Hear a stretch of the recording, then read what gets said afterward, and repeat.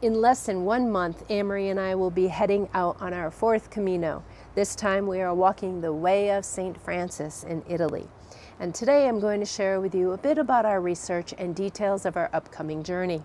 When thinking of walking the Way of St. Francis, the first question you need to ask is, what route do you want to walk? Most pilgrims decide to walk the Way of St. Francis either via the Northern Way, which is the Via del Nord, from La Verna to Assisi, or the Southern Way, which is the Via del Sud, from Assisi to Rome. And although the Northern Way looks absolutely beautiful, the terrain is pretty difficult, with many days similar to walking over the Pyrenees from Saint-Jean-Pied-de-Port to Roncesvalles on the Camino Frances. And although this didn't completely deter us, we did read a lot of wonderful things about the Southern Way, so we decided to go on this route.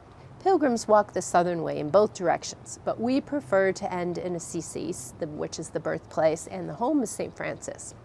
And we chose to start our pilgrimage in Rieti because we learned that the most important areas on the Southern Way that connect St. Francis to this pilgrimage are actually between Rieti and Assisi. Plus, walking through the city suburbs of Rome really didn't excite us too much.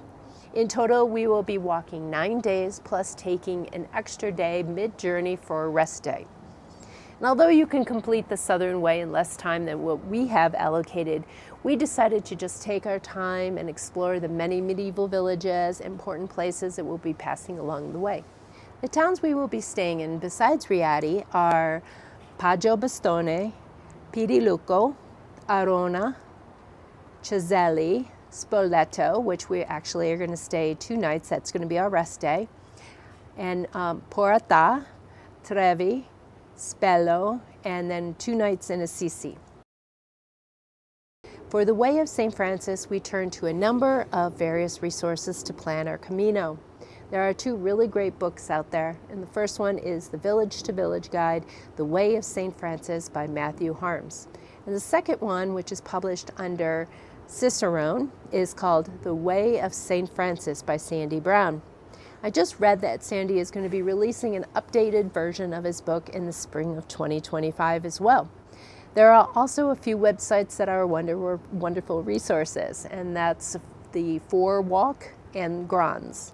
Additionally, there's a great Facebook group called The Way of St. Francis Official Group American Pilgrims in Italy.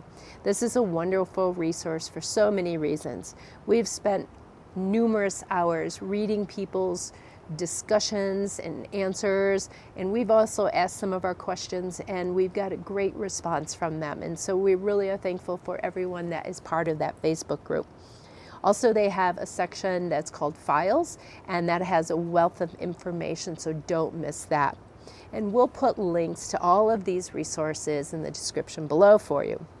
Also, a special thank you goes out to our friend and fellow pilgrim, Russ Ains, who we met when we were walking on the Camino Portuguese.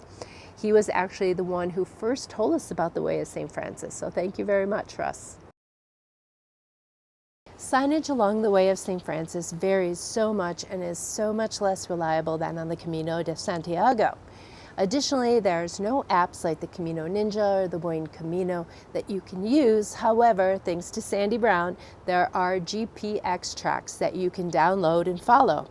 And in order to use the GPX tracks, you'll also need to download a separate Maps app, and the one we're going to be using is the Guru Maps app, which works with our smartphones. You can find the GPX tracks and the instructions on how to download them on your smartphone through this Facebook group that I mentioned earlier and included in the description below. Because the Way of St. Francis is not as popular as the Camino de Santiago, and many of the villages we plan on staying in are very small, there are fewer accommodations available than through the Camino in Spain. For example, Ceselli has only 1 guest house available, which we were fortunate to secure. We had hoped to do the initial research ahead of time, so we had a list to work from and just book a night or 2 in advance while we were actually on the trail. But given the number of booked places already, we got a bit nervous and decided to secure our accommodations in advance.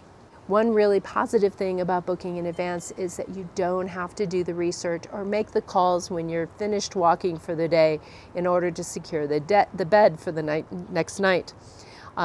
All you have to do is your normal chores, like washing of your clothes, eating, and of course, having a celebratory drink at the end of the day. We will be flying from Denver to Rome, and we'll spend one night there, and then the next morning after a leisurely breakfast, we'll take the 2.5-hour bus to Rieti.